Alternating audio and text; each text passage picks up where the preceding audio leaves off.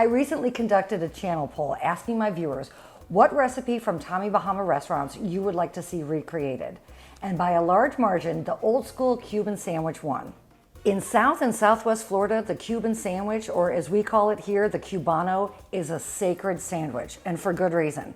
If you've never had one before, you are truly missing out. But after today, you'll be able to make one no matter where you live. What the Cubano is a griddled sandwich made with, of course, Cuban bread, seasoned and roast pork, ham, Swiss cheese and pickles, and mustard or a mustard sauce. And I'm going to show you two different ways that you can griddle this sandwich. Now, the first way that I'm going to show you is by using a commercial sandwich press. If you have a panini press at home, I recommend you use that. But if you don't happen to have a sandwich or a panini press at home, then don't worry, because the second way that I'm going to show you how to press and griddle the sandwich is just by using a regular fry pan. So let's go ahead and get started.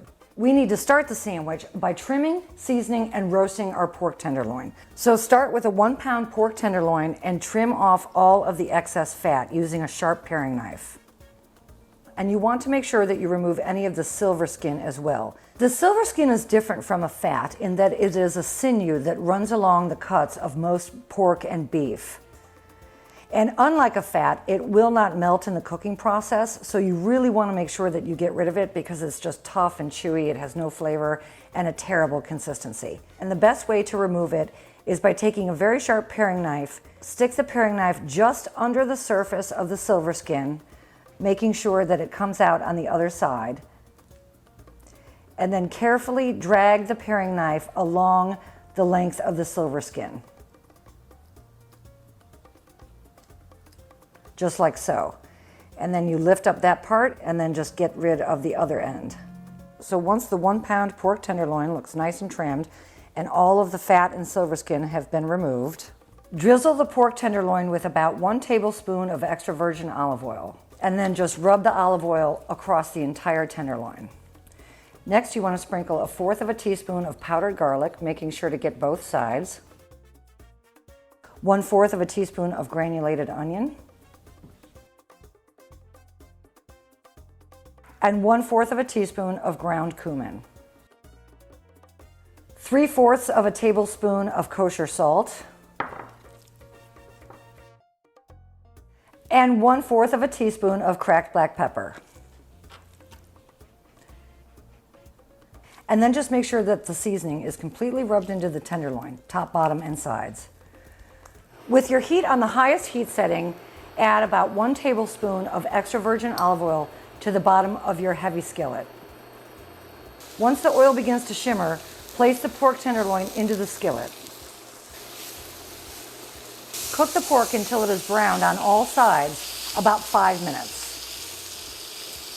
Now place the pork tenderloin in the oven at 350 degrees for about 10 to 15 minutes until an internal meat thermometer reads 145 degrees Fahrenheit. While the pork is in the oven, we want to make the garlic mayonnaise. So start with 2/3 cup of mayonnaise. If you know anything about me, you know that I prefer Duke's mayonnaise, but whatever mayonnaise you like the best. Hopefully it's Duke's. And now 4 tablespoons of Dijon mustard and 2 garlic cloves pressed. Now give this a good mix and refrigerate it until you're ready to use it.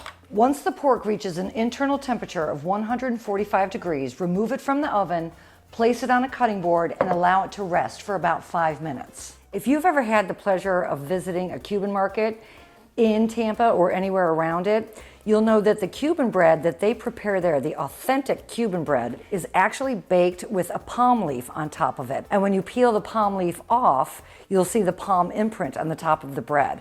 And that lets you know that it is absolutely authentic Cuban bread.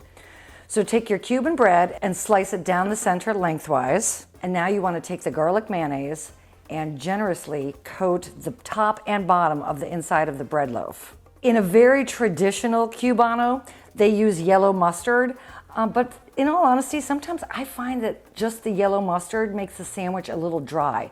So I really like that Tommy Bahama uses this garlic mayonnaise. Gives it a little bit of extra flavor. Of course, you've got the Dijon mustard in it, so there's the mustard element. But the mayonnaise just makes the sandwich a little moister and gives it a little bit of that extra flavor. And of course, the garlic that's in there too. And now you want to lay down 8 slices of your off-the-bone deli ham. I keep saying off the bone ham. I'm sure you're looking at me like, obviously it's off the bone, but that's actually what it's called. It's ham that was cooked on the bone and then spiral sliced off the bone to make deli meat. And it's just delicious because anytime you cook anything with bone in, you just get that much more flavor. Next, you add your 8 slices of Swiss cheese and then add your dill pickle spears. Now that the pork has been resting for about 5 minutes, we're ready to add the sliced pork to the sandwich. So take your pork tenderloin and cut it in half, and then gently cut each half lengthwise in about a 1/4 inch slice. And then just lay the sliced pork on top of the pickles. And don't be stingy, really load it up with a lot of pork because it's the pork that makes the Cubano so delicious. Now the fun part, and really the best part, is buttering and griddling the sandwich. Start with a long sheet of wax paper, gently fold over your Cubano, and now tightly roll your Cubano up in the wax paper. And then what you want to do is you want to press the sandwich down as hard as you can. If you're using a sandwich or a panini press, then preheat the press to 350 degrees and then cut your sandwich in half on the bias, meaning diagonally. And this is traditional for Cubanos. They're always cut on the bias or diagonally. Unwrap the sandwich and discard the paper, and then generously spread the butter on the top and bottom of the sandwich on the outside of the Cuban bread. Now place the Cubano on the sandwich griddle at 350 degrees and press down firmly. You want this Cubano to stay in the sandwich press until it's heated throughout. Once the top and bottom of the sandwich get brown and toasty, remove it from the sandwich press and your sandwich is ready to enjoy. Now, if you're going to use a fry pan to griddle the sandwich, get a non-stick pan and place it on the highest heat setting possible. And make sure that the pan is dry because, of course, you've already buttered the outside of the top and bottom of the Cuban. Place it directly in the center of the pan, cover it with a piece of tin foil, and then just weight the sandwich down with the heaviest items that you have in your kitchen. And you might want to press it down a little bit as well. And of course, the main difference between using a griddle and a pan is that you will have to flip the sandwich.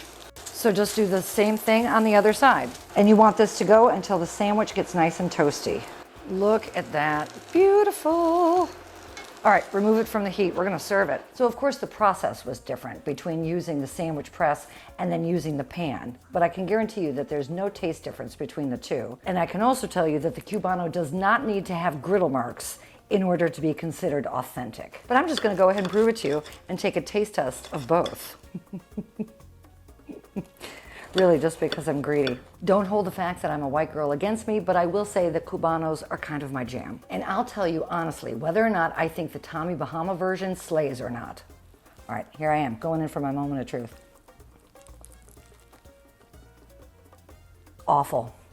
So awful, I need to go in for another bite. Let me try this one now. Not because I have to, just because I want to. All right, let's see. All right, Tommy Bahama. That'll work. It works. Yep, it does. Sometimes, in my opinion, Cubanos can tend to be a little bit dry, and this one is not dry in the least. It's delicious. Delicious. As soon as I get off camera, I'm eating both of these. I don't know. Maybe I will. If you happen to have a restaurant or a recipe that you would like me to feature in an upcoming episode, then go ahead and drop it in the comments section below. I promise I'll take a look at it. But make sure to hit the subscribe button and the notification bell so that when your episode comes up, you'll be notified. And until I see you all again, everybody, make it an awesome, awesome day. Cheers. I love y'all. And for more recipes inspired by the tropics, check out right here.